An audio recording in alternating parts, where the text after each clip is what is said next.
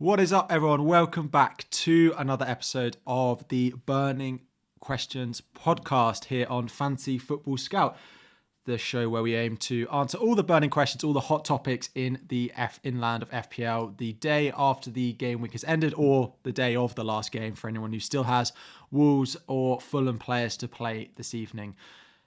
Harry here. Andy, you were out last week. You've had a green arrow, yet you still seem to be complaining to me about your score this week. Yet a lot of us are sat here with red arrows, and we would love to be sat on a green arrow. So don't sit here complaining that you're captain blank when you're on a green arrow. Apart from that, how are you doing? Nice to have you back. Yeah, I appreciate it. Good to see you, my friend. I'm very surprised that there are a lot of red arrows. I thought a lot of people had just like medium-sized, let's call it orange arrows. But I thought you definitely had a green arrow for some reason, Harry. But I guess the Arsenal players made a big difference. So yeah, I guess I'm moving up and you're moving down the way you should be. Love it. Yeah, it was Arsenal really for me this week. We'll get into that in just a moment. If someone could just give us a volume sound check in the chat, that would be great. We fiddle around with it before the stream, so it should be fine. But if someone could just give a little bit of a thumbs up, that would be awesome. In today's show, we're going to cover three teams really. We're going to cover Spurs, we're going to cover Arsenal, and we're going to cover Chelsea as well. Three teams that there is a lot of talk about this week. So that's what we're going to do. That's what we're going to do today. But before we have a look at that, let's have a look at how we've actually got on so far this week. So scores up on screen. I'm on 40 with 2 to come off my bench for me. So that'll be 42 because there was a no-show from Jared Bowen at all. Let's go. Yeah, man. To be fair, I wasn't too worried because Archer I thought was an okay fixture. Yeah. I mean, it is what it is. No Arsenal and triple Villa is what killed me this week. That Villa Spurs game, to have 4 players in that and to come out of it with 8 points is pretty not exactly what I wanted to see. But apart from that, I brought in Mbeumo for Mitoma this week, who of course didn't feature either. Rolled my second transfer. Gabriel, my only defensive return. Again, those guys look so good. We'll talk about their defense later on. And then, Haaland captain. At least I got something right this week. Yeah, just for reference, you guys, this is a behind-the-scenes look at sort of what the chat between me and Harry looked like. I said, Harry, I somehow got a green arrow this week without captaining Haaland. And Harry's response was, my guy's saying where are points while on a green arrow. Get out of here. And then it went on and on. On and on. He said, Crimea River. Yeah. He was complaining so much. Just like, I haven't got enough points this week. Oh, it's going to be awful. My captain blanked. And I was just like, no, I'm not going to sit here and have this. Yeah. And before we talk about our teams, I need to get something off my chest, Harry, because we potted 2 weeks ago. By the way, great episode with Luke. Shout out Luke. I'm a big fan of him as well. And yeah, so 2 episodes ago, I thought we had a really good pod, Harry. And then, a lot of positive comments and this and that. And one of the most liked comments was, Andy is subtly very sneaky, as he always recommends people to make moves while he would never reveal anything fully. Don't trust him. So I feel like I want to address this. I mean, it hurt a little bit. Not gonna lie. We're here to try to help you guys in any way possible. I mean, there's the title of pro pundit. There's the title of, let's call it expert, but there's no real expert in FPL. Let's be real, right? Like, we're here having fun, potting, and I think maybe I was a little too hyped up on Reece James, and of course he gets a red card to make this comment even more lively. And I just want to say that, if I came off that way, I'll try to be a little bit more. I mean, I don't know what to say. You're gonna have to tell us exactly what you're doing this week. I hope at the end of the pod you're gonna make your transfer live on stream about what you're gonna do.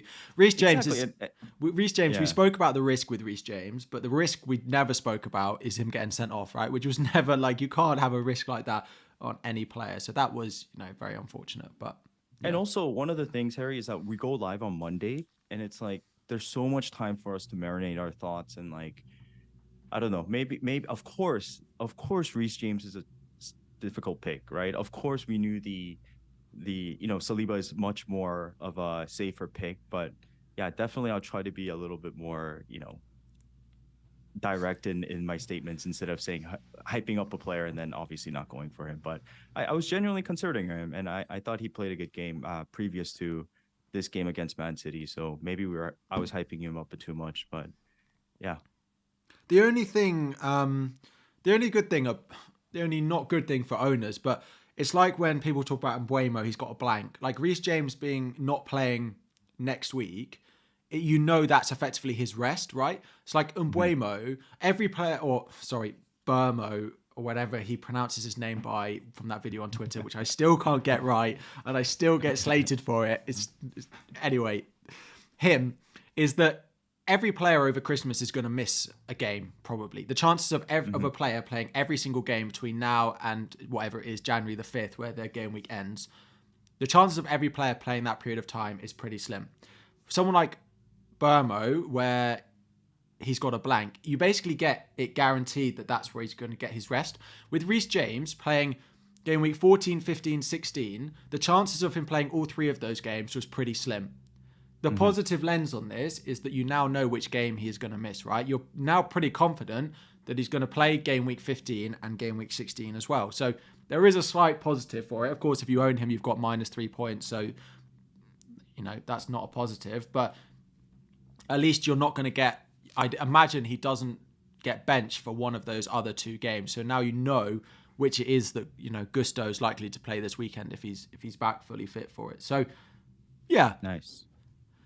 It's what convinced me. It's what convinced me to buy. I had a little bit of a waiver on Burmo last week, and then I bought him this week. There was part of me thinking, oh well, if he has the blank, let's say he doesn't get the double, which we are expecting to be announced this week. If we don't get it this week, the percentage chance does drop a little bit or considerably, as Luke was saying last week, if we don't get it this week. But the blank basically is his guaranteed benching, which I can get someone off my bench for, although it's Archer away at Villa, it can happen. And the double would have been City away that gets added in. If I'm not buying him because he has City away, then because he doesn't have City away, it's not the end of the world. Yeah.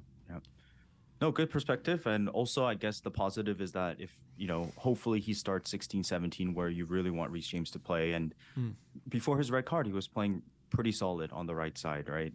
Pretty isolated as well. So, yeah, I don't think it's a bad pick. Let's just wait and watch. It was just very unfortunate he got a red arrow. Yeah, of course. So just before we dive into the pod, we just want to highlight yellow cards because we're at, I suppose, the point of the season where there starts to be a lot of players starting to amass 4 yellow cards. So what we've got up on screen is all of those players. A few of the highly owned ones to talk about. So Cash up there on 4 yellows. A lot of people looking to get off him this week. Branthwaite, if you're looking for a cheap defender at Everton, also on 4 yellow cards. Raheem Sterling on 4 yellows. A few other highly owned assets in here. Kieran Trippier, Aït-Nouri, Isak, and Bruno Fernandes as well. So as a Trippier non-owner, someone who's looking to buy him, I really hope he gets booked this weekend, right? He gets booked against Manchester United. He misses the Everton game. Then he walks into Spurs away. Then I can buy him for at least 0.1 cheaper than he is now. I look at my transfer plans over the next few weeks and I'm 0.1, 0.2 short of everything I want to do, which involves buying Kieran Trippier. So I just need him to be suspended, to get a yellow card this weekend, and everything will fall into place. Yeah, that's what it has come down to, and I think we've been in situations like that previously as well, personally as well. So, yeah, good luck to you on that. Hopefully, he gets a yellow card for your sake. Yeah, and I suppose he'll miss the Everton game, which is probably of all the games. And then if he misses Everton, right? Do you know what happens if he misses Everton? That means we can start Livramento as well in the one fixture that I want him. So. Basically, if Trippier could get booked against Manchester United this weekend, miss Everton so I can play Livramento in that game. Perfect. Be back for Spurs, drop in price, and I can bring him in for Fulham at home in game week 17. It's almost like it's meant to be. So yeah, let's see what happens. Yeah, I mean, issue for me there is that I have 2 Arsenal defenders in Crystal Palace who all have good fixtures as well. So maybe I'll be playing a 4-4-2. Who knows? In 15. Interesting perspectives. Yeah. Yeah. It's not going to... Well, to be honest, it's one of those things that at this time of the season, it's not impossible that players deliberately get booked to miss certain games. If he's got, that Spurs fixture, he doesn't want to be he doesn't want to be missing that one, so he doesn't want to get booked against Everton. The Everton game is the midweek game as well, so that's a lot of minutes for him. But yeah, as Joshua says, that is pure FPL overthinking that, and I do not disagree with you. But I can dream. You actually think that players think that way, Harry? Well, that's my thought with Cash this weekend. Am I certain that Cash is going to play against Bournemouth when he's on 4 yellows and then they play City Arsenal? I think about it a little bit. If a player like Bruno, for example, if he could get suspended and miss an easier game versus risk missing a big game, it's possible. We saw it last year with Casemiro and it didn't work, and he didn't get booked in games that would have meant he missed an easier game. And then he got booked and he missed Arsenal, I think, and it was the deciding factor in that game. Do I think players think about it? Probably, to be honest. But Newcastle don't have the depth to maybe not have Trippier, so maybe he just tries to go without it. But yeah, Garnacho up against Trippier next weekend. Fingers crossed. Fingers crossed. Cool. So just before we dive into Spurs, let's have a quick look at the fixture ticker. So a couple of teams right at the top, right? Newcastle and Liverpool. The two teams at the top of the fixture ticker.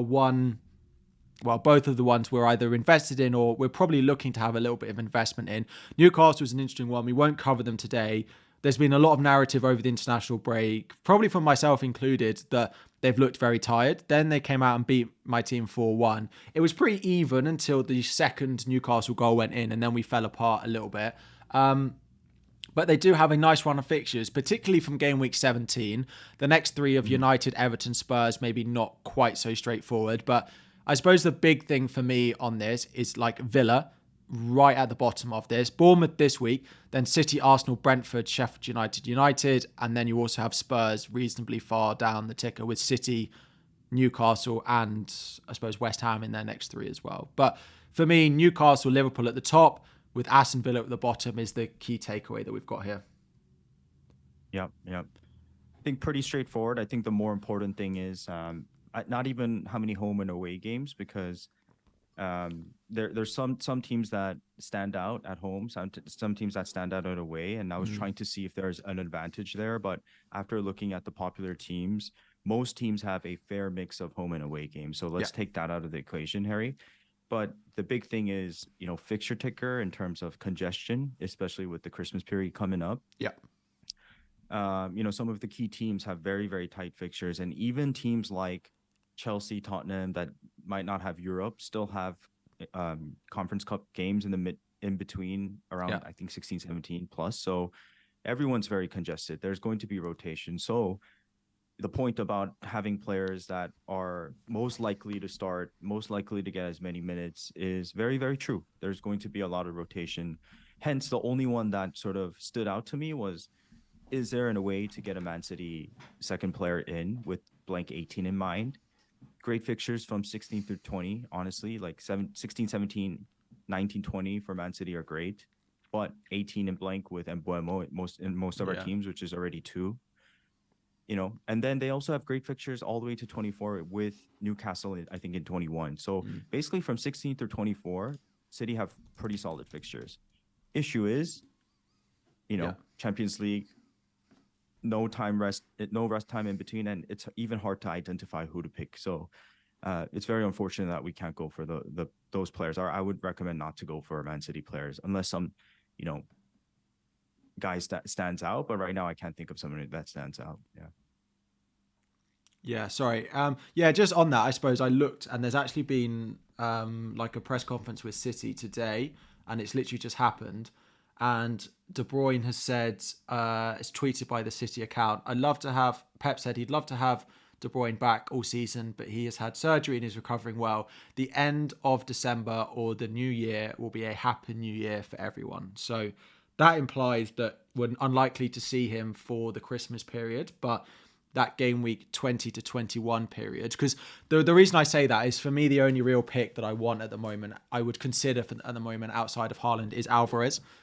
Just because of the security of minutes. Foden seems to be getting a little bit more, but if De Bruyne is going to be back in game week 21 or so, 2021, that straight away makes the likes of Alvarez in particular, a much bigger risk. So that's what I was just looking to check if we had an update on him.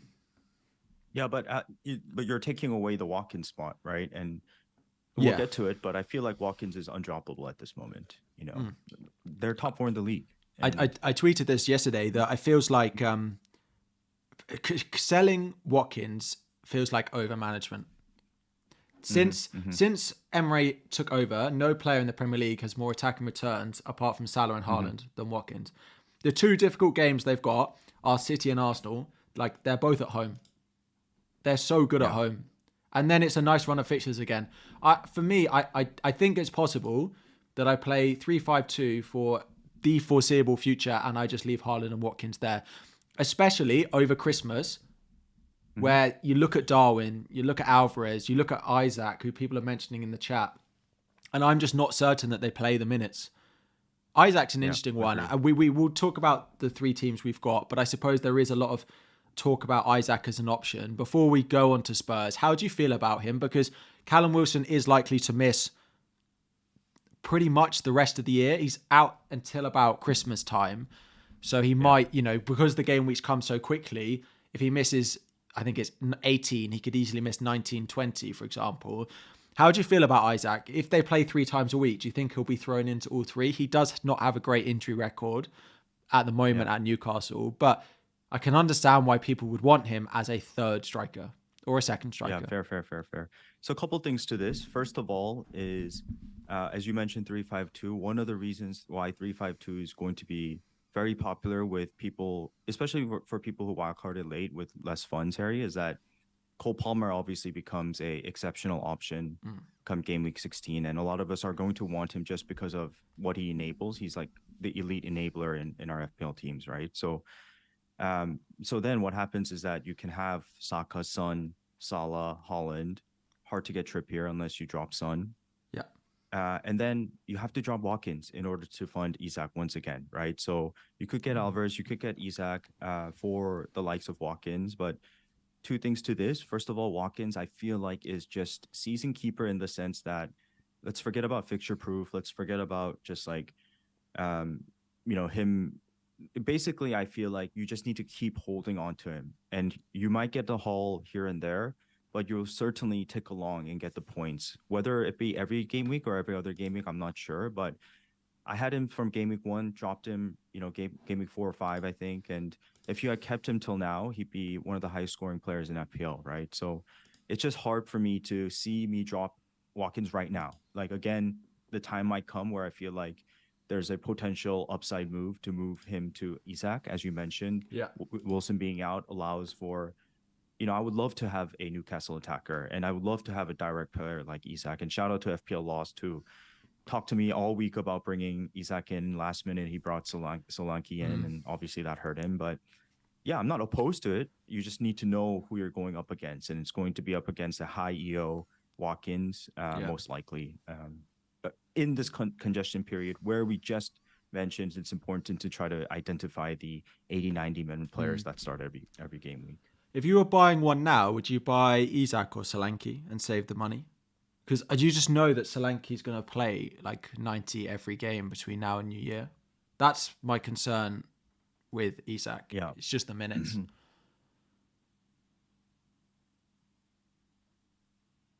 Andy? Yeah, I mean, knowing myself, again, I'm very careful again with these words. But I think knowing myself, I would go Isak between the 2. Yeah. Because I'd probably go Solanke. That's the type of manager I am. I'd take the minutes over Christmas. Yeah. And when I look at the transfers I want to make, I'm so conscious of minutes over Christmas now with the players that I want to make. Yeah. If you're going to do that, I might as well keep Watkins, right? Like, I feel like Watkins is... Yeah, there was a route for me that Solanke would be a 3rd striker, but yeah, I agree.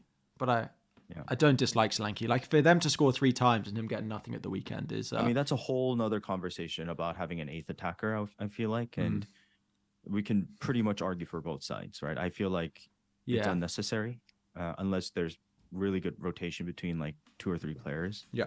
But yeah, true. Cool. So let's talk about the things that we are here to talk about. The first one is Spurs, which I'm going to let you go for.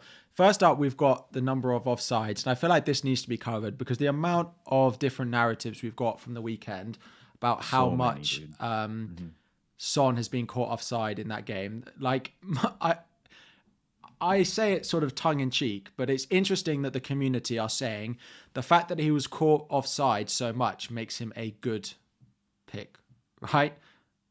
If that was Darwin, if that was someone else and he was scored 3 goals, but they were all offside, the narrative would be completely different. I wouldn't be hearing, oh, he was so unlucky. Oh, he's a great asset. Imagine if all those 3 goals had gone in, right? If that was Darwin, if that was, I don't know, who else, like Jackson, like it would be the complete opposite. So interestingly that's the way that it's being spun. I do get that I still think he's a good asset. But he has been caught offside more times than any other player in the league so far this season. One second. No worries. Yeah. So you're arguing that the offside should be a bad thing. I'm not necessarily saying it's a. Okay. I'm not necessarily saying it's a bad thing. You don't like the narrative that but I don't got so many offsides, so it's a good thing. Yeah, I don't understand the narrative that he's got so many offsides, so that makes him a better pick than like Darwin, who gets offside equally. All right. Okay, I'm gonna break this down for you. Okay. So first of all, you should do the plug, Harry. I don't have the plug with me. Oh, I do. I've got the graphics. Yeah. So little Black Friday and Cyber Monday deal for you all, that there is you receive a free gift. Now that Fantasy Football Scout have launched their merch, I'm excited to potentially get my hands on some of that and wear it during those streams. If you sign up, you get a 7-day free trial, which is the first time I think Scout have offered it, and you get a £12 gift from Good Team on Paper. So do go and check that out if you are interested in. And there is also just the merch if you want to go and have a look at that as well.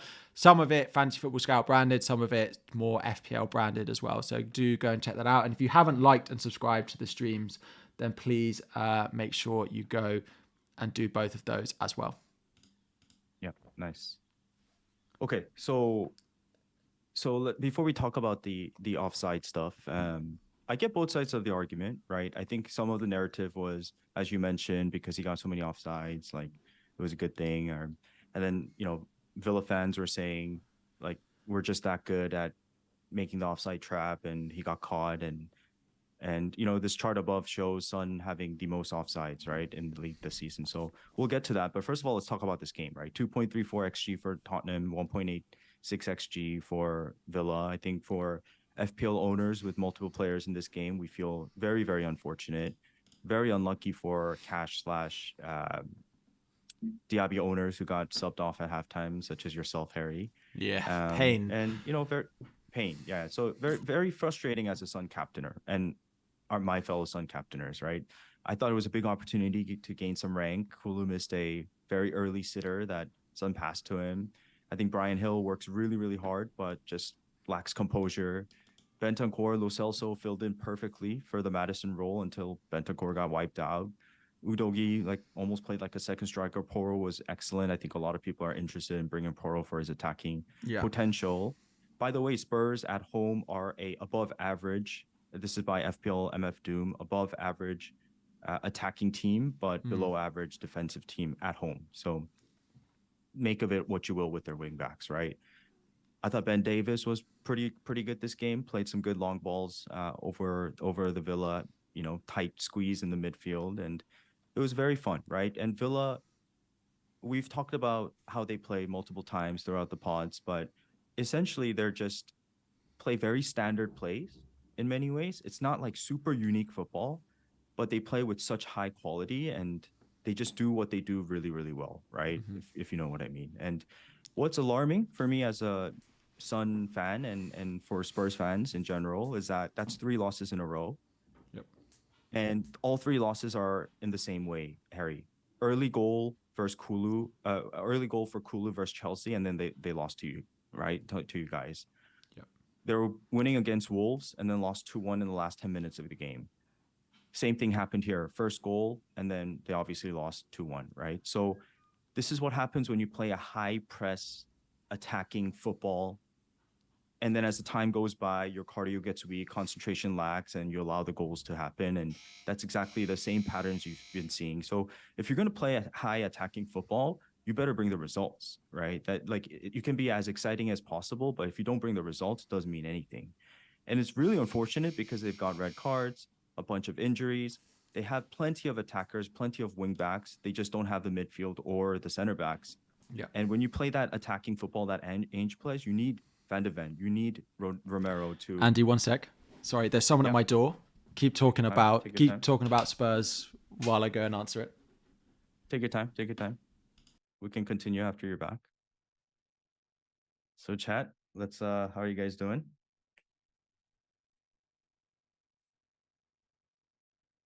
Let's see. Dylan says, obviously this guy is gonna back Son. Yes, you're right. Tobo says Sonaldo focus. Yes, you're right. Sonaldo has to defend his boy. Yes. Joshua, good to see you, my friend.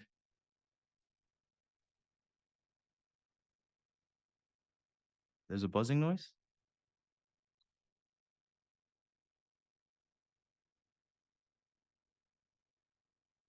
Yes, he's back. I was too late. I missed him. What was it? Oh, you had to receive something? I think so. I've had my phone and it's slowly breaking. I'm trying to upgrade it. So I was wondering if it was that. But I will. They'll come back tomorrow. Anyway, where were we? Yeah. Spurs. Okay, sorry, so chat. I'll just finish this Spurs talk and Villa talk. So, yeah, it was super crazy formation. You've seen it, right? No Dyer. Sucks to be him, right? And yeah, it almost felt weird. like a 2-5-3, basically, right? So when Spurs played the high line, Villa would play the high line. So it was just a super fun match, right? Villa usually play a 4-4-2. I thought they played a 5-3-2 this game. Basically gave up one chess piece in the midfield. And that's why early on, Lo Celso, Bentancur did really, really well in the midfield until he got injured. So applaud to Emery for making great subs at halftime. I thought, Cash Diaby out was right. Cash was like very sketchy with his yellow card, and Bailey did really well to expose Udogie when he was coming in. So Kamara goes back, Konza plays right back. It was very good switching, right? So again, this just shows that Spurs are getting exposed in the sense that their attacking football is not delivering the results. Yep. And I think a lot of it has to do with their injuries, and it's going to catch up to them, right? Because again, the last 3 games they lost in the same way. They're winning the game, and you can see them get tired out throughout the 70-minute, 80-minute, 90-minute pitch where they keep losing games. So fixtures are great from 17 to 23, in my opinion, even with Brighton in 19 and United in 21, still solid fixtures for attacking, right? I think Porro is a very interesting one that we could debate in the following weeks. He's attacking. He's very, very attacking. So again, they're an above average attack, below average defense. So make of it what you will. Until you get Romero and Van de Ven back, your clean sheet likelihood is going to be going down. They're super thin in squad wise, so they're going to be playing their starting 11 nonstop. So yeah, it's just it's a tricky one to assess in terms of wing backs. But as a Sun owner, and yes, there might be some bias here, but I'm pretty confident with him moving forward. I thought I was very unfortunate to not get returns this game week, and you just have to hope they're going to turn it around after these 3 losses. Is what I want to first say before we talk about offsides, but let me know what you think. Yeah, Porro, you mentioned, is someone I'm really interested in, particularly without Maddison. It makes him, I feel like, really appealing until Maddison comes back. With the amount of set pieces that he's going to take, then yeah, straight away I like him. Son is an interesting one. So just to sort of lay the groundwork, I am considering selling Son this week. Part of the reason is what it allows me to do. And there are a few other people in the chat mentioning similar things. So Finn saying, Son to Saka, it gives you 2.7 in the bank and it allows you to get Trippier, Mbeumo, Salah, Watkins, Haaland in your team. And that is effectively what I would be building towards, right? My Son replacement would be Bukayo Saka. And that is the reason. I'm not, as we go into this, I'm not going to sit here and say that I think Son is a bad pick all of a sudden. I still think he is a good pick, but can I do more elsewhere? It's similar to the arguments that people had when they sold Haaland, but on a less severe level, I would say, because he's not quite the same asset that Haaland was. I like him, but the data is definitely not as good as it was before Maddison got injured, right? Over the past 3 games combined, he has 1 XGI over that time. His data definitely has reduced. Now, you don't get included in data if you are marginally offside and you score a goal. That goes down as naught because you are offside. So it doesn't even count with that. So that is part of the reason that it's low. But it's more what I think I can do with the money elsewhere. He's blanked. His data is really interesting, what he's done so far this season. So he's got 4 double-digit hauls, but blanked 8 times this season. So he either blanks or he absolutely hauls. The only single-digit return he got was a 7-pointer against Liverpool. Everything else has been a minimum of 10 or a blank. And it feels a little bit like that with him, which is not necessarily a good thing or bad thing, as long as he gets the points at the end of the day. But what it often means is he'll go a couple of games where he blanks and then you'll doubt him and then he'll come in with points and then you'll think, oh, okay, he gets the stay of execution a little bit. So I'm going to listen to you about it. I am definitely looking at Saka this week and it comes down to Son or Bowen. And if Bowen is going to be back, which it sounded like from the press conference last week that going into this week, we'd expect him to be available, but I have to wait and see on that one. I have to sell one of those two to go and get Saka, and selling Son allows me to do so much more with my team. I mean, okay. All right. So let's say it's Son plus somebody, whereas you can get Saka plus Trippier, maybe that combo, which is unlikely, but if you do, then I have nothing to say. I suppose it's Son plus a 4.5 or Bowen plus Trippier. It's Saka is coming in regardless. It's Son versus Bowen for me, effectively. Okay, so then that's not even a question to me, right? For me, I feel like Son is one of the best FPL assets that you can have because there are not many players in this game that can do 3 goals or 2 goals, right? Granted, I've done this previous exercise where I've looked back at his 5-year data and seen how many hat tricks he's had and how many 2-goal games he's had, and it's not like a huge number, right? He doesn't get 2-goal games all the time. I get that, right? And the streaky argument, I also understand. I think he's quite streaky at times, but also he's not super streaky. There are times where he's consistently scoring through periods in his career at Spurs. So I understand your concern, but again, if it's just a like-for-like Bowen versus Son, there's no argument here. It should be Son. And yeah, I maybe I'm being biased here, but he's just so exceptional, and I don't buy the XG argument for Son because he's always had low XG. He's always had low XGI. He just needs a couple of quality chances to finish, right? So that's my thinking here. But let's talk about this offside stuff real quickly, Harry, because if you look here, Son has the highest amount of offsides in the league, and naturally he does. He's playing number 9 for Ainge's attacking role. What do you guys expect? He's definitely going to be caught at times, and that's his why he's there. He's trying to make these runs. But to play devil's advocate on that, okay, Son is not a number 9, right? He's hardly ever played there. So his natural instinct to stay on side and him being in those positions, he's not experienced to the same level as a natural number 9 to be in those positions. Is that contributing to it at all, that he's not as good at beating offside traps as maybe someone who's played there consistently? No, I don't buy that argument at all. How can you win the Golden Boot if you're not exceptional at beating? What is because he had Harry Kane. Is he known? Yeah, but he's not known for his heading abilities. Granted, when Llorente played and Harry Kane played, he played really well off their second ball when they won the ball in the air. But if you think about Kane and Son too, Kane fed Son a lot of times with that Maddison pass, through ball. Yeah. So it's not like he's winning the ball in the air. He's making these runs to get effective one-on-one chances where he's such a lethal finisher. So I don't know. I think you can't score as many goals as he does if you're not exceptional at breaking the lines, right? So again, let's look at. Okay, go ahead. So I suppose my caveat is with that is okay, fine. But if Maddison and Kane are exceptional passers of the ball, and he obviously understood that. I feel Okay, like his runs in behind, still making them, it's much more difficult to time them with it being a load of different players playing that pass because he doesn't have the same understanding with those players. I agree. I agree with that. And hence why what we have here is, can you show the first? Yeah, I just put a one? poll in the chat. I'm interested to see the general consensus on Son. But yeah, the first image is up. It should be 98% keep, guys. Come on. What are we talking about here? And no, I'm just kidding, by the way. But yeah, I got the first image. So this, I think this was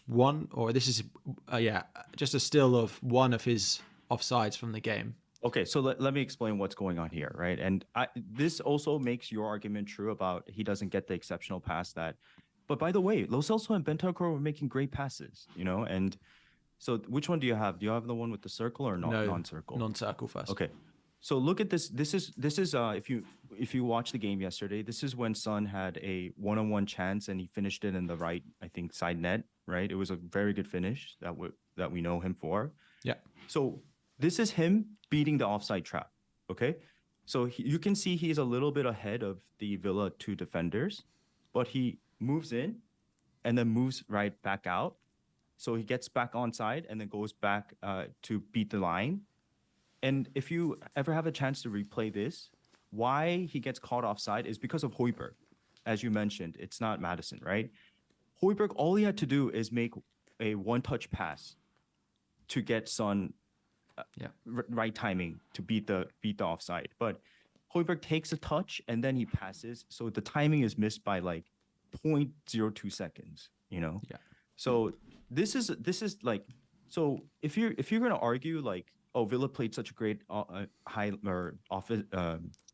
trap, or you know, Son's not great at beating the defense, like actually look at the play, right? Like this play was because Højbjerg made 2 touches instead of making the pass initially, where he would have caught Son perfectly on the offside. So that's one thing. I'm getting a little frustrated because I thought I was celebrating the score earlier. And then you look at the second offside trap, Harry, with the blue circle. Yeah. On another day, if he's like 5 centimeters left, that would have been a goal, right? This is just very unlucky positioning. So the 3 offside goals I felt like were very unfortunate. And the goals will come. The goals will come. Like, he could have hauled this game. He could have got 2 or 3 assists. Like that Kulu finish in the beginning should have been finished. So I'm very bullish on keeping Son. Like, there's no doubt about it that he's in my team. And I think like he was a good captain option this week and could have paid off, even though Haaland also could have got multiple goals. So yeah, that's my 2 cents here. So the poll at the moment is 56% keep and 44% sell. So it does favor keep, which I think is expected, but it's pretty close. It's pretty close. I get it. Yeah. And as I say, I'm not going to sit here and tell you that I think Son is a bad pick. That's like never going to happen. But the whole point of FPL is understanding the combinations of players that you can buy as a result. And part of me thinks that whilst there's no Maddison, whilst he's having Højbjerg, so Bentancur went off injured. Do we know? Is there any update on that? Like, I don't know. No, but apparently it's not the same knee, but it looked bad, man. I mean, that guy's fragile as hell. So I was hurting for him because he had like a year off basically, you know? Well, exactly. So they're going to be pretty cautious with him. And a lot of Spurs fans were hoping Bentancur and Lo Celso would come in because it would boost that passing. And if Bentancur's not going to be there, and we've seen the others who, like, we're now relying on Lo Celso constantly, who's also just come back from injury, to be the one playing the balls. Now, I am aware that a lot of people will think argument. The team is weak. So Son is the same, but the team around him are weaker. And what that is going to do to him. Now, Romero is going to come back, which does help their progressive passing. It does help break the lines. But Van de Ven not being there, does that give Romero more responsibility still defensively to not do what he's done before? I completely get that people will think I'm creating a narrative that makes it acceptable for me to sell Son. Like, I completely get it. But I'm just not certain that 9.7 million, when I'm not going to captain him with the players around him, is as good. Well, is as good as it was before. And I just look at what else I can do with my team. But if you don't need to sell him to get to Saka, to get Trippier in 17, etc., then there's not really a reason to sell him. It's just if there's players that you want instead of him. But Saka's data's not much better. Yeah, I mean, so naturally we should talk about Arsenal and Saka, because it sounds like if you're going to drop Son, you have to drop him for a good reason. And the good reason at this point in time seems like for Saka, right? But correct. I mean, let's talk about Arsenal, right? Like, it took a Havertz last minute goal for them to win the match, right? And shout out Havertz and shout out Arsenal. Like, they played a very, very good game. I was very happy with the double Arsenal defense in my team, but Saka out wide, non-existent, right, in many ways. But I also give credit to Brentford, because Brentford played their 5-3-2 that they're notorious for, and it's just very hard to break down, right? So, but there's also the narrative of recently how Arsenal fans are saying Saka and guys Martinelli are playing super wide. So so there was I don't think Saka is a straightforward Son to Saka. Like, man, I genuinely think Son is an exceptional FPL option, and I wouldn't even compare him to Saka at this point in time until Saka shows me something. That's how I feel. But I mean, talk to me about, why you need Saka. Is it like a FOMO thing? Is it, or are you just genuinely convinced that he'll outscore Son in the next few weeks? So there was an interview quite interestingly done with Saka over the weekend after the Brentford game, that he basically said he's noticed this season that teams are doubling up on him, and they're doubling up on Martinelli as well. So naturally, he's trying to find ways to deal with that, and to try and find ways to get more involved in the game than maybe he has been. He's still been pretty good, but as people are saying in the chat, if I'm going to use the XG argument on Son, then I should use it on Saka as well. And his data is definitely weaker this season than we've seen in past seasons as well. I would put that a little bit down to some of the injuries that they've had, whereas I feel like Arsenal's team is getting stronger while Spurs are getting weaker. Martin Odegaard and Gabriel Jesus coming back is definitely good for Gabriel Martinelli and Bukayo Saka. Whilst those two were out, teams knew that they could double up on Martinelli and Bukayo Saka, and that took out their two main threats in play at the moment. They knew that without Jesus and Odegaard, with it being Nketiah and Havertz, if you take Martinelli and Saka out of the game, they have a much bigger chance of beating them. But with those two back, it does become more difficult, right? Because they then know that if they go and double up on Martinelli and Saka, they then do leave two other strong players completely in the open. And Zinchenko being back, the way that he passes as well is also a boost for him. But granted, part of it is the fixtures over the short term, right? So Spurs play City. Now, Son has a very good track record against City. And very, very good. They naturally put a lot of players forward, which does leave Son a little bit of space in behind. But Saka does play Wolves at home, Luton, Villa, Brighton in the next four teams who naturally do concede a reasonable amount of goals. Villa at home, okay, a little bit better, but Luton, Brighton, Wolves would be teams that you would expect Arsenal to get something against. Then from 19 onwards, it's 90. Even Liverpool in 18. Then 19 onwards, it's really nice as well for them as well. Yeah. So, I mean, part of it is FOMO. Like, I get it. I've seen him damage my rank in weeks where Son hasn't done anything. And I think I want to be on the other side of that. But part of me does think that Spurs are getting worse and Arsenal are getting better than what we've seen in previous weeks. And if that trend continues, then that makes Saka a better value pick. If they were the same price, I'd pick Son. Yeah. So I think you make two strong arguments that you beat me in. I don't know, what am I saying? Like, that you beat the Son argument in. One is being fixtures, right? Like, as good as Son is against City, would I take Saka versus Wolves over Son versus Yeah. City? Probably, right? Yeah. And if, as you mentioned, from 14 through 22, Arsenal's fixtures are good. They look like they're back in form, at least defensively. I'm sure their attack will click at some point.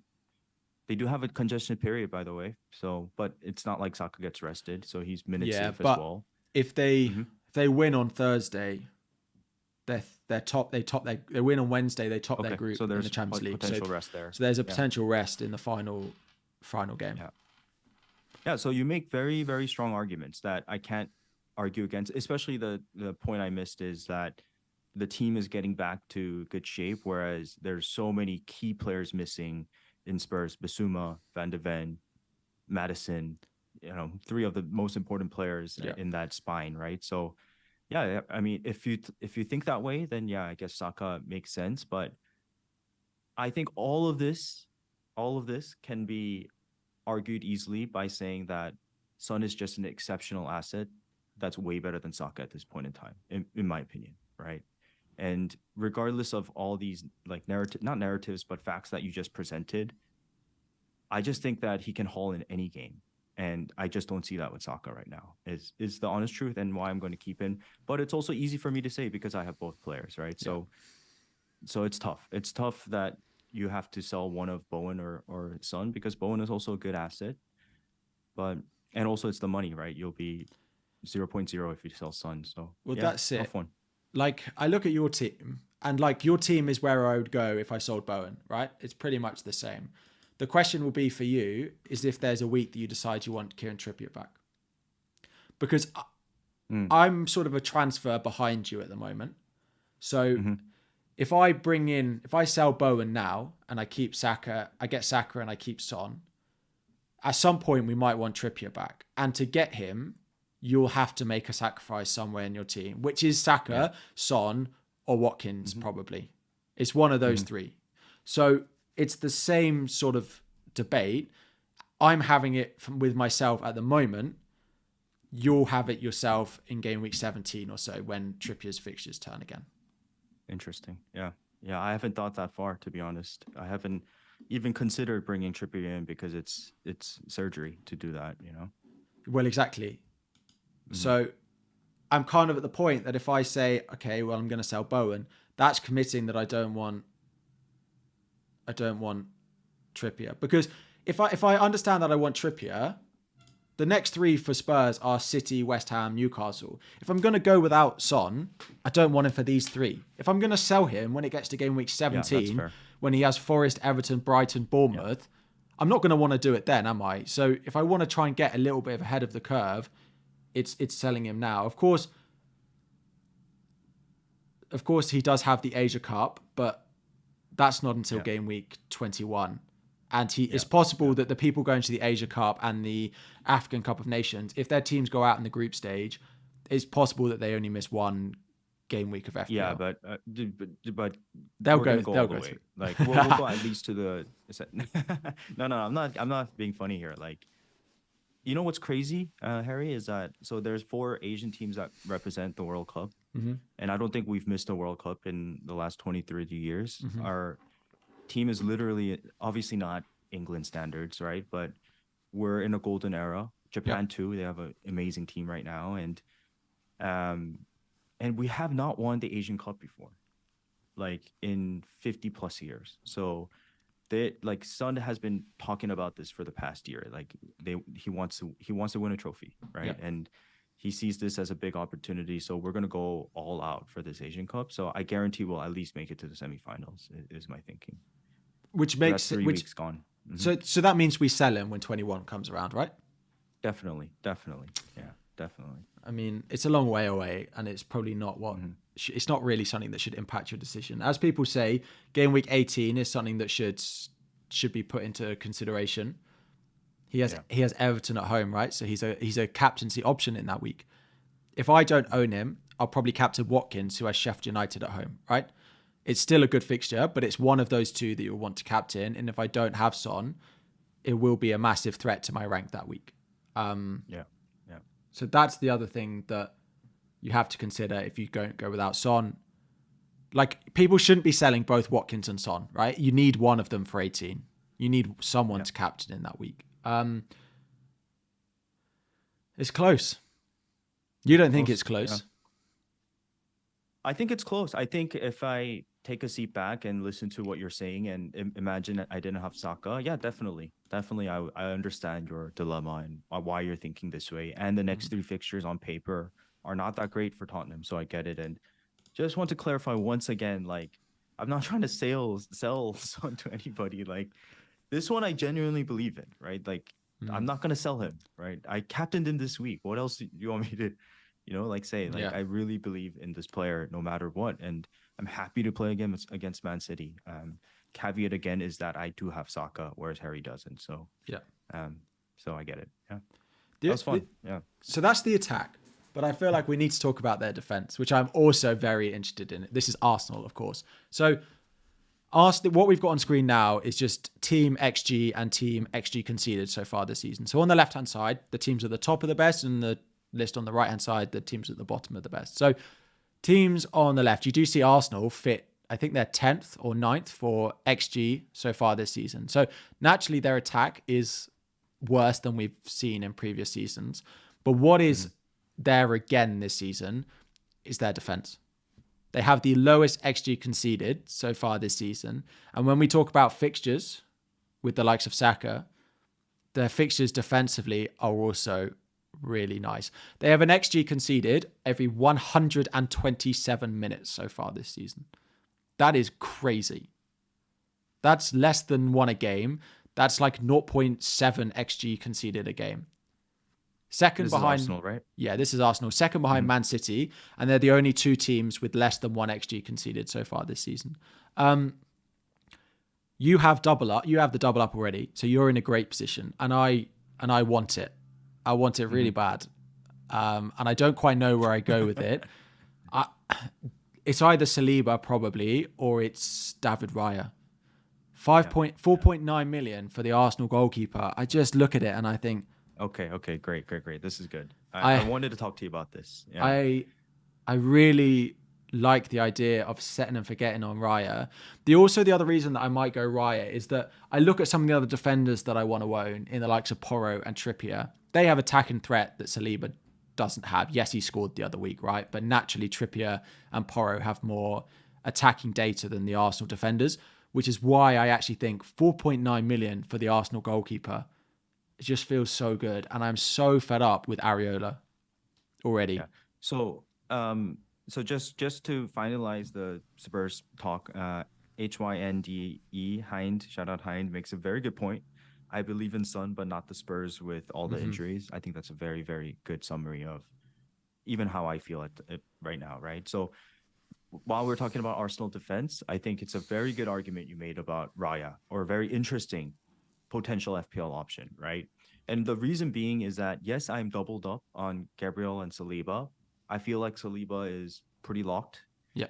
But Arsenal, even though they have Wolves in 14, Luton in 15, then they have 3 great attacking fixtures after that. Villa, Brighton, Liverpool. Not so easy defensively, right? Just fixture on paper.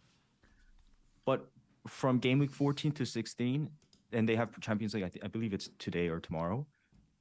From 14 to 16, it goes 2 days, Harry, 2 days, 2 days, 3 days until they play Villa in 16. So game in 14, 2 days rest. Game 15, 2 days rest.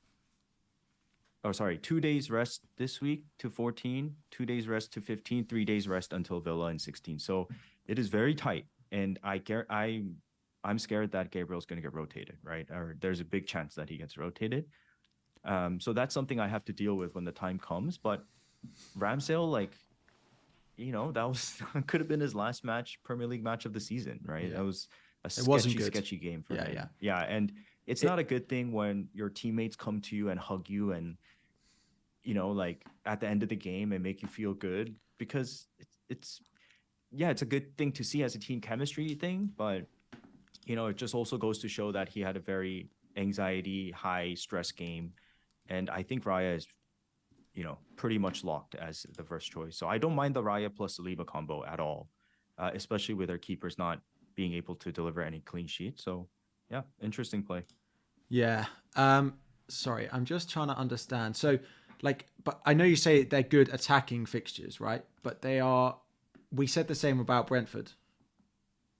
We said exactly the same about Brentford at the weekend, that it was a good defensive fixture.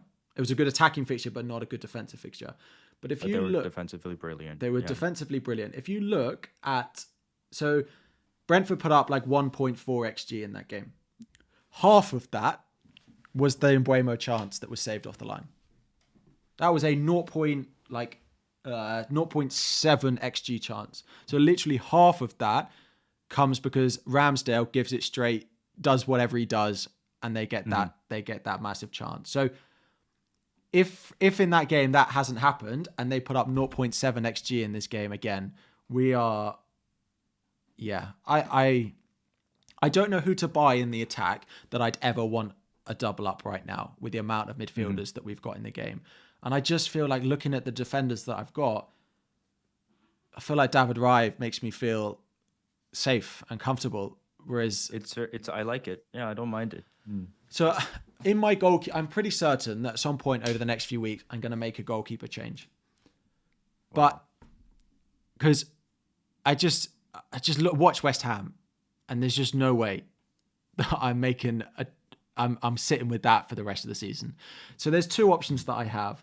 I can do Areola to David Raya, or I could do Matt Turner to Sanchez of Chelsea. Now, this is before we know the Alisson injury news, because if Keller gets a run of starts, then maybe we go there. He's 3.9, right? So if he's out, then maybe we go there. But I like Raya. I was always set on going Sanchez of Chelsea, and this can be a segue into Chelsea. But we just look like we want to concede goals every week. But then our fixtures coming up are really nice, which is why Chelsea is the next topic. But yeah, double up on Arsenal defence with their fixtures they've got over Christmas is really nice. And Raya, watching Ramsdale the other night, I just feel like Arteta as well. They cut to him a couple of times in the cameras, and you could just tell that he wasn't very pleased with it. So I can see David Raya. I don't see Ramsdale getting any minutes. So 4.9 million just feels like a no-brainer there. Yeah, and there's the very common argument that don't invest so much in a keeper because their ceiling is set, or their floor might be higher, but their ceiling is not that high. So you go for the likes of a center back that can potentially get a unpredictable bullet hitter at times, and you have two cards in Gabriel and Saliba, and Arsenal get a corner kick. I'm very excited, not gonna lie, right? Like you have that jittery feeling that maybe one of those two beasts in the air can get a header. But when you talk about Raya versus Areola, like let's do a like for like comparison, right? It's a more complex permutation wise, because it could be Areola plus the defender versus Raya plus the defender. But if you do just Areola versus Raya, like for like, the difference might not be big in one game week, but over the span of the next 10 game weeks, you could be sitting 30, 40 points ahead of me, or not 30, 40 points, but 20 plus points ahead in just the keepers, right? So definitely it's a interesting point you made, plus minute safety over Gabriel. So yeah, I like it. Yeah, I suppose I've got Gabriel, so I have the ability to buy Raya. But Saliba, did he go up again last night? Is he 5-5 now? He did. Oh, it's just I can go Raya plus Porro is the same price. Is the same price as Saliba plus Sanchez, and I know which option I prefer there. So. Just with the fact that I've just missed those Saliba price rises means I just think I might end up just going with Raya. Interesting questions in the chat about the bonus points. It is true. Arsenal goalkeepers have not been great for bonus points this season. Raya is not the same beast that we saw at Brentford. It's true. He's got 2 bonus points this season, which he got both in the same game against Everton where they won 1-0. So the bonus points are not there as much, which is part of the reason that it puts me off. But their defensive numbers are so good. It's what really gets me there. Nice. So Should we go to Chelsea? yeah, so on that, the other option that I talk about is Chelsea. So again, we've just got a pass map just to have something on screen, just to show sort of who's likely to be involved. This is the one from the weekend where there was, I would say, at least 2 inclusions in this Chelsea team, which was a surprise to a lot of us. So Caicedo not playing, he came back late. I know.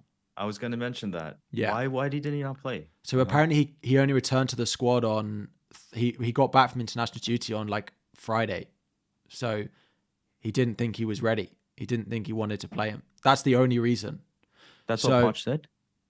I think so. That's so dumb, dude. Well, anyways, yeah. So that's why Ugachukwu played this game.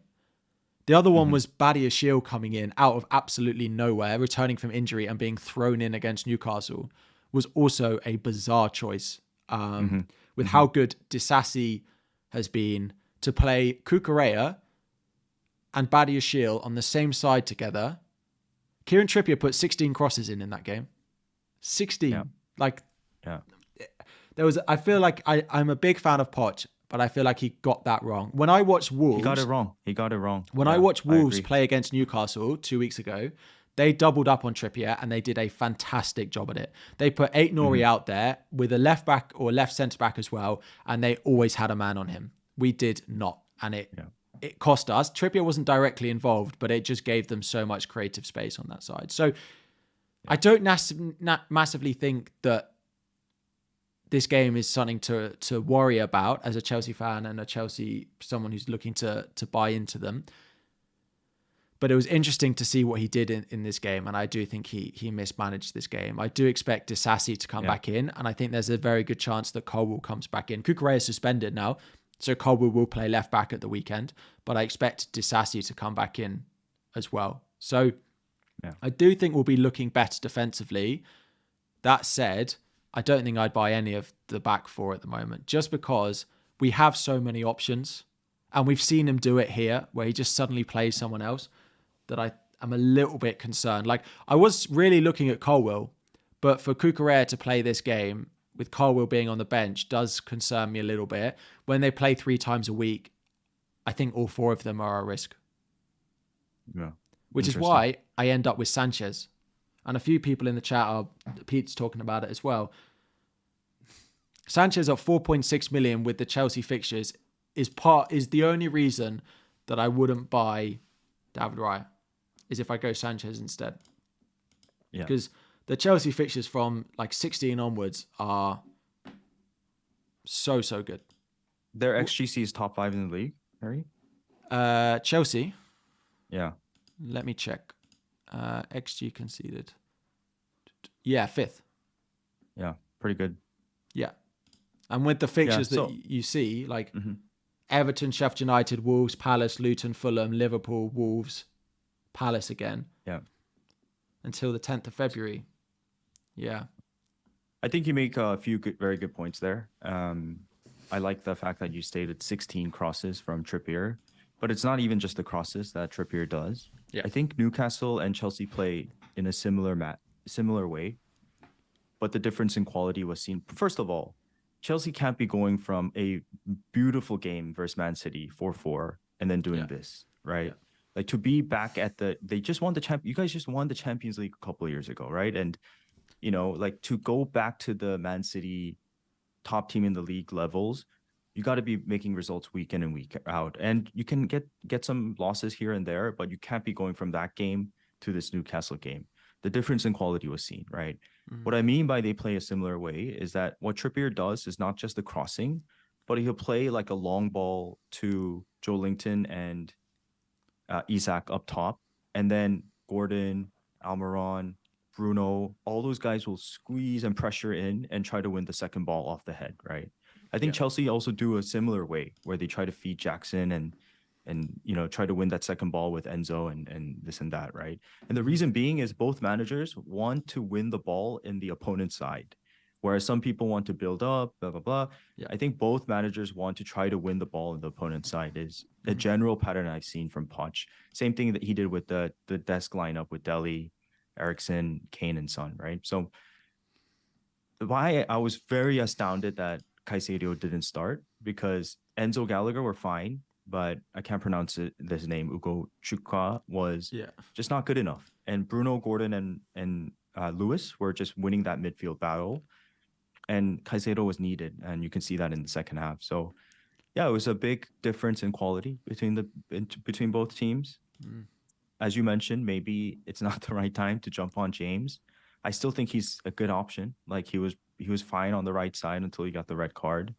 I'm still interested in him in Game Week 16, but yeah, and Sterling definitely should be on our radar, right? Sterling was the only like light bulb you guys had, and when Sterling was locked, you had no solution. But yeah, Chelsea cannot be going from 4-4 Man City and then doing this, right? It has to be more consistent, in my opinion. It's true. The game was closer though until when the second goal went in, and then we let them score like 30 seconds later. That's when it fell apart. It wasn't as one-sided as the score makes out until that happened. But I agree. Fair. Cole Palmer, he's coming in my team this week for Diaby. Yeah. But he had a bad game, wouldn't you say? He was non-existent. It wasn't his best game, but like he's still so involved. Like you look at the pass map, and he's still so central to it. Like I've just got the data. The last 4 matches for Chelsea, he's got the second most touches of the ball of a Chelsea player, only behind Thiago Silva, right? He is just so focal to what we're doing at the moment. So I still want him, and I still look at his value and think it's crazy good going into those fixtures. 5.2 million going up to 5.3. Sterling is a good option, but he's an addition. I don't want him instead of Palmer because of what Palmer allows me to do elsewhere in my team. If I had to pick one, I imagine Sterling might outscore Cole Palmer. But is it by enough for the value that it creates? I no. Like what Palmer allows you to do elsewhere, I want him this week. And Brighton at home is an absolutely okay fixture. And Kunku will be back. I don't know where he's going to play him, and I've been asked this so much, but I don't think Sterling and Palmer are the ones that drop out. I really don't. I don't. I agree. I think they're locked. Yeah, even with the congestion. Yeah. I just think it will be Gallagher or Jackson. Yeah, Jackson, I think, potentially. But let's talk about game theory a little, like FPL game theory a little bit, Harry. So, like, let's say the locks in our team are in the midfield, Salah, Palmer, Mbuemo, and I don't know, probably Son, right? Then you have Son, Saka, Bowen, Gordon, basically, for the last 2 spots. And you've gone Son Saka. Right now. But when 16 comes around, everybody knows this. 16 through 21, Chelsea's run is pretty darn good, right? Like how good, we don't really know till we get there, but it's a bet that I'm willing to take, right? At least with one Chelsea asset. And I guarantee most engaged managers out there will have probably Palmer in their team because of his price point, because he's affordable, because of their fixtures. Yeah. And everyone that's probably listening to this podcast are engaged managers playing against engaged managers. And to beat out on those engaged managers, if everybody has Palmer, Sterling is not a bad option. You know, it's like you double up on Chelsea midfield, you get that edge, you try to win against the battle against Saka and whoever, as you mentioned, Bowen, Diaby, blah, blah, blah, from 16 to 21. I think it's a bet worth considering for sure. No, for sure. Yeah. No, I get it. But as I say, it would be an addition. Like I just don't want to risk going him over Palmer. Because I do expect Palmer to keep penalties. For Poch to say I'm saying Palmer's the first a lock. I agree with you there. Yeah. It's but I don't hate Sterling. But then if you're having the other mids, like it is just it's another spot that you're then putting all your eggs in one basket.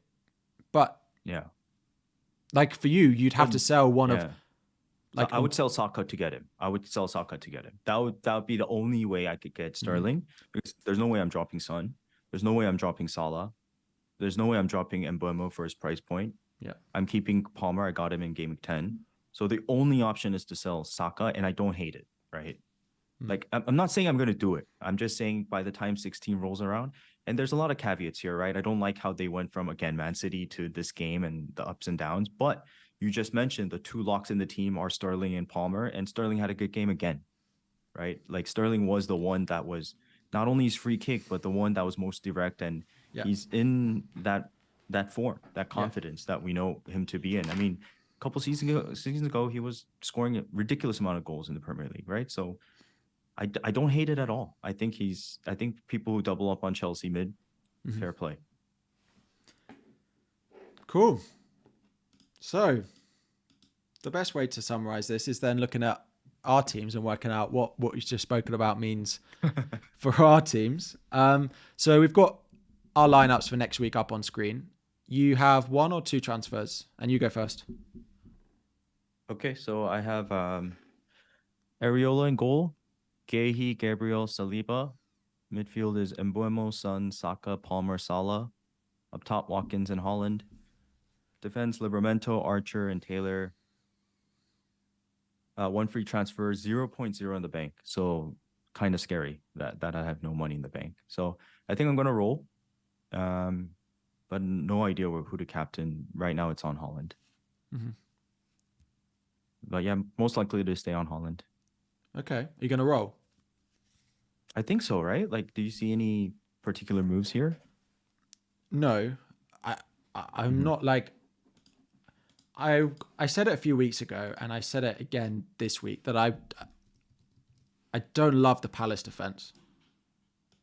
I don't love it too. The away versus Luton, right? The Everton at home, I was like, fine, maybe they got something, and I was fortunate that they didn't. Away at Luton, I didn't love it. I thought that was their best chance of a clean sheet. Away at West Ham now, I don't like. And then Bournemouth at home, then Liverpool, City, Brighton, Chelsea, Brentford, Arsenal. Like he's probably your next sell. But you said you've got like nothing in the bank, do you? I've got 0 in the bank. By the way, guys, please subscribe to FFScout and hit the like button. Yeah. And we have one more plug. Do you want to do the... Yeah. Just a reminder that if you guys haven't, there is still a Black Friday, Cyber Monday deal where you get 7-month free trial and a free gift from Good Team on Paper if you do sign up, plus the discount that, of course, is being applied. And there is merch. We have merch now. So if you want to go and check that out, all the links are on screen. So go and check those out if you are interested in Scout as well. But yeah, back to our team. So like Gehi for me would be your next transfer out, but I do wonder like where you go with that. Without any money in the bank. Exactly. So I think having 2 transfers next week will allow me to move pieces around and create some funds again. So yeah, I think roll is the best idea here. Fine. Yeah, makes sense. So mine team is up on screen for podcast listeners. We have Areola in goal, Simicast, Gabriel, Cash, Mbuemo, Diaby, Bowen, Salah, Son, Watkins, Haaland. 2 free transfers, 1.5 million in the bank. So a little bit more flexibility than what Andy has got. First thing to say, I was quite impressed with Simicast at the weekend. I thought he was all right. I thought he did a much better job. I thought Foden would tear him apart and I'd have the same issue. But I thought he was not bad in that game, which gave me a little bit more confidence. Like his performance against Brentford and then that. Let's see if he plays on Thursday. But I think he's an okay hold for me for the next few. Gabriel, happy with. Diaby is pretty, like I'm pretty certain Diaby to Palmer will be one of my moves this week. I can't do Diaby to Saka. I'm like 0.3 short of it, which is really annoying. How many transfers? Sorry, you have 1? 2. 2. Okay, so you have to make 1. Yeah. But like with Diaby and Cash, with them playing Man City, etc. midweek, then I'm quite happy for Diaby to go. Him being taken off at halftime as well. Chelsea at home to Brighton. Like if I don't do that transfer this week, with Diaby going to City next week, like I will just do it next week. So that's pretty comfortable that I'll do that this week. The only issue is it doesn't give me a route to Saka for Wolves at home this week, which is then why I'm like, well, I have to sell Bowen or Son if I want him this week. And that's where the difficulty comes. I have Cash in there at the moment. I don't love him, but there's a chance he stays for this game. And then I sell him. I have Taylor, Sheffield United at home, sat first defender on my bench this week if worst came to the worst and Cash wasn't going to play. Like I could play that.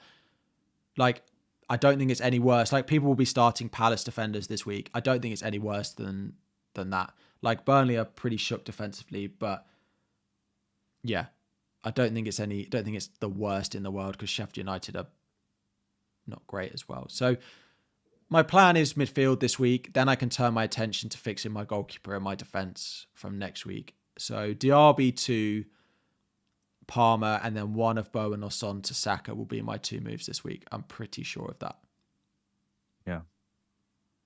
Yeah, interesting dilemmas. The first question I have for you is, let's say Tsimikas plays 80 minutes plus on Thursday, I believe. Don't say that. For other fellow Tsimikas owners, I think it'd be good advice. Like, what are you going to do? I mean, you'll just start him? I think I'll just start him. Yeah, because I think I would too. Yeah, I just look at, and I don't think it's as obvious as that, but they are Liverpool tape. So where are they? So let's get I'm mumbling. Let me get the Europa League up. Where are they in their group?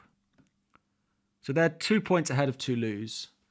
And is that who they play this week? Hang on. Matches. No, they play Did Gomez start this game? I mean, Gomez could. City? They also... Oh, no, Gomez didn't start versus City. So maybe he starts. Yeah. But it could be neither of them, because didn't they play a youngster in one of their Europa League games? They're playing the team that I think is bottom of their group as well. Yeah. So I'm hoping Tsimikas doesn't start. I'm hoping it's at home as well. Like, I hope they go fully changed for it. And then I mean, that's hoping. The real question is, what if he does play? If Tsimikas starts, I will start him again. I'll start him against Fulham. I think I would do the same. Because I think there's a decent enough chance. I suppose the question will come going into next midweek, because it'll be Sheffield United away midweek. Is then if he plays Thursday, then plays weekend, that will be the issue. But I can cross that bridge next week. So if Tsimikas plays, I will. I'll still start him. It's if Cash plays on Thursday, then I might bench him. Nice. We have a doctor in the house. Dr. FPL says Kwanzaa will start. Yeah. So maybe. Didn't he play at centre back the other day though? Yeah, I'm not sure. They played. Who was it? It's gonna take me too long to find it. But they played Liverpool. Someone. I can't remember. Some left back. I love that name, Dr. FPL. Can't get over it. I don't know why I thought his name was Chambers, but I can't remember now. But anyway, they played someone young at there instead of Gomez and Tsimikas in one of their games. So maybe they'll do that again. So I'm hopeful that he doesn't play, but if he does, I'll still start him. When you came up with FPL Harry, the name, did you consider doing like Elias like mine? Or did you just I used to be FPL Tips. And really? I remember. I spent ages trying to decide what I wanted it to be, and then finally I just thought, just make it easy, FPL Harry. What were some contenders at the time? Just like more generic ones, like FPL Advice or like some, not like that, but that sort of vibe. Yeah, it's good you laughed. It's good I didn't change it. It was Luke Chambers is the guy who played. Luke Chambers, yeah. He played 70 minutes in that game against Toulouse the last time. Dude, and you're they legendary. won it. FPL Tips, I remember that. Yeah. The come up. Yeah. So that, like, I think there's enough options that means Tsimikas might not start. But if he does, I'll still play him. Gabriel, like, I don't know. I'm more confident on Gabriel now than I've ever been. They're not changing system. That is the key thing for me on Gabriel. They are playing a replacement to give him a rest, and that is fine. The players need rest. They're not changing system to play Partey at right back, to play someone else at, like, they're just making a like-for-like swap, and that happens. But I'm quite happy with Gabriel at his price now. The issue at the start of the season is they changed system, and that was the concern, and that's why he wasn't playing. But now, like when he got benched the other week, it's because he got benched in the Prem and then Saliba got benched in the Champions League. If it had been the other way around, we wouldn't even be having this conversation. They both got a rest one game apart. He didn't want to rest both in the same game. So he benched Gabriel against Sheffield United and benched Saliba in the Champions League. If it was the other way around, like it wouldn't even be a point. So I'm quite happy with my defense this week. I understand that it's an issue going forward, but I'm okay with it this week. So let's focus on midfield. Music to my ears as a Gabriel owner. Yeah. Question. Cash, you think he starts? I mean, before the pod, you mentioned that potentially Emery doesn't start him so that Cash can play the next game against, I believe. I think the Thursday night will be a telling sign. He's hardly played any Europe on Thursdays, so that he starts in the Prem. But if he's going to play Man City and he starts on Thursday, then I might have a problem. Because I don't see him playing Thursday, Sunday, Wednesday, Saturday, and we know he's going to start City and Arsenal if he's available, right? We're pretty certain of that. So for me, he then only plays one of Thursday night and the weekend. And if he starts Thursday night, then I'll bench him. And if he doesn't start, then I'll probably start him. Yeah. I mean, I could sell him, but because I want Raya, a lot of people are saying Cash to Saliba. If you can do that transfer, great. But I quite like going Cash to Porro and getting Raya in goal over the next couple of weeks. And I don't want to buy Porro this week, of course, because he's got Man City. So I will hold on to him and hope he only drops in price once, because if he drops twice, then I start losing more money on him. So the move you're making for sure is Diaby to Palmer. Yeah. And it's not just because of this week. It helps you fund the move for... It just helps me going forward, but I know Trippier for that... Eventually. Yeah. But those for Chelsea fixtures from 16 are so nice, but it's Brighton at home this week. Brighton are yet to keep a clean sheet this week. Like, it's good. I'll just go and get it done. Yeah, Arsenal are playing the first game, so there's 3 games at 3:00 on Saturday. It's a later deadline. So yeah, we might get stuff on Arsenal. Not that I'd expect any surprises, but yeah, it's true. Cool. Yeah, there's it's last point I want to make is the reason I asked that, Harry, like, you're making that move for sure, is last couple of weeks, if we didn't make moves, some managers would have done better. So that's the difficulty of having luxury transfers and no like real genuine transfers to make. Sometimes it can backfire, but if you have 2 free transfers, unless you're just playing chess, 40 chess, like most likely all of us are gonna make a move, right? So yeah, it is what it is. Cool. We have been live for an hour and a half, which I didn't realize. So a lot discussed there. So we're just going to head off. We'll probably wrap up the stream there so it doesn't get quite too long for anyone listening on podcast. How time flies. Cool. Thank you very much, Andy. Chat, I hope you have had an enjoyable hour and a half with us. I hope we answered some things. The poll ended 60% Son, 40% Sell. So let's see how we get on with that between now and next weekend about whether I keep him. And we'll discuss it this time next week. We'll be back next Monday with another episode of Burning Questions. Please make sure to like and subscribe before we go. And we'll see you all next week. See you guys. Thank you.